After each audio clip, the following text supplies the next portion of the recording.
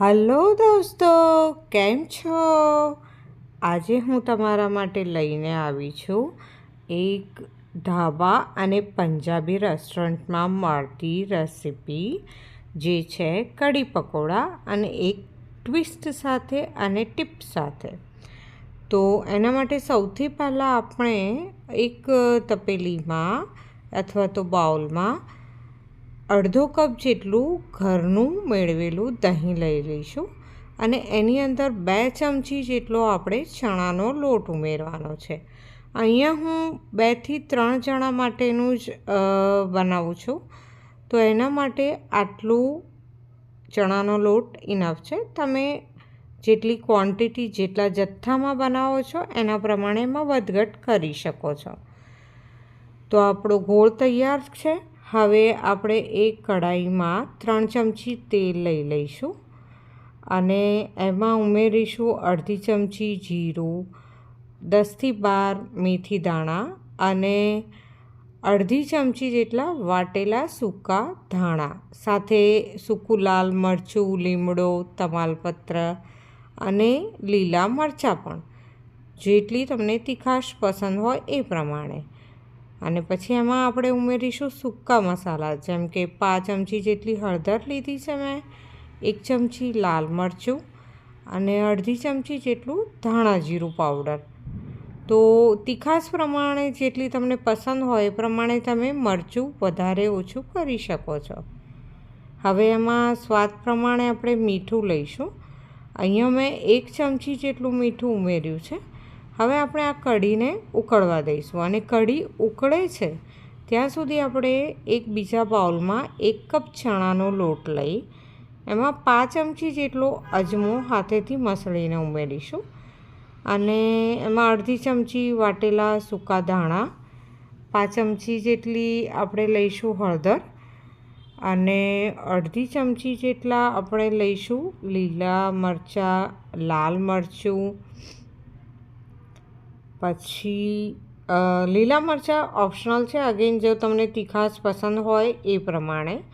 અને અડધી ચમચી જેટલું આપણે મીઠું ઉમેરીશું, અને એની અંદર જરૂર મુજબ પાણી ઉમેરી અને એક પકોડા માટેનું યાને ભજીયા માટેનું ખીરું તૈયાર કરી લઈશું.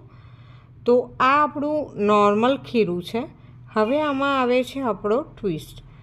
તો મેં આમાં ઉમેર્યું છે મેથીની ભાજી.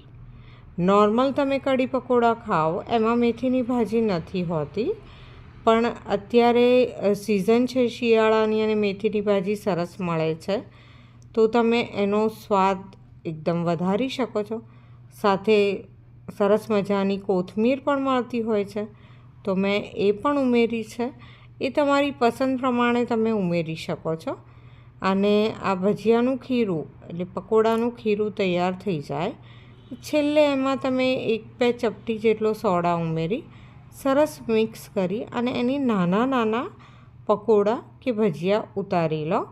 હું નાના એટલા માટે બનાવું છું કે જ્યારે આપણે સર્વિંગ કરીએ ને તો આપણે એને કટ કરીને ના સર્વ કરવા પડે, અને એક બાઈટમાં એક પકોડું આપણે એન્જોય કરી શકીએ. મીનવાઇલ આપણી કઢી બરાબર ઉકળી ગઈ છે, તો છેક છેલ્લે એમાં 1 ચમચી જેટલી ખાંડ ખટાશને બેલેન્સ કરવા પૂરતી જ નાખીશું, અને પછી જે આપણે પકોડા તળીને તૈયાર કર્યા એ એમાં ઉમેરી દઈશું. પકોડા ઉમેરીને આપણે એને 2 થી 3 મિનિટ માટે જ ઉકાળવાનું છે. બહુ ગરમ કઢીમાં બહુ વાર સુધી ઉકાળીશું તો પકોડા એકદમ ઢીલા થઈ જશે અને ખાવામાં મજા નહીં આવે. અને થઈ જાય કમ્પ્લીટલી એટલે એમાં કોથમીર ઉમેરી અને એને સર્વ કરીશું. સર્વ કરતાં પહેલાં અગેન આપણે એક વઘાર કરીશું. તો અહીંયા મેં જે તળેલું તેલ હતું એ જ 1 ચમચામાં લીધું, એમાં સૂકું લાલ મરચું, થોડા સૂકા વાટેલા ધાણા, હિંગ અને કાશ્મીરી લાલ મરચું ઉમેરી અને એક વઘાર તૈયાર કરી દીધો, અને એને કઢી પકોડાની ઉપર રેડી દીધો.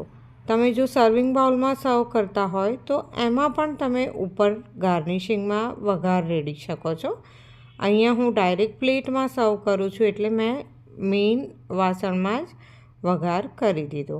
હવે એને હું સર્વ કરું છું મિક્સ વેજ પુલાવ સાથે, જેની રેસીપી મારી ચેનલ પર છે, તો તમે એ જોઈ શકો છો અને મને કમેન્ટ કરીને જણાવી પણ શકો છો કે તમને આ રેસીપી કેવી લાગી.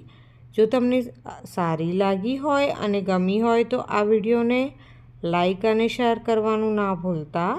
અને જો મારી ચેનલ પર પહેલીવાર આવ્યા છો તો ચેનલને સબસ્ક્રાઈબ પણ કરી દેજો. હવે જરા આપણે ચાખી લઈએ કે કેવા બન્યા છે આપણા કઢી પકોડા.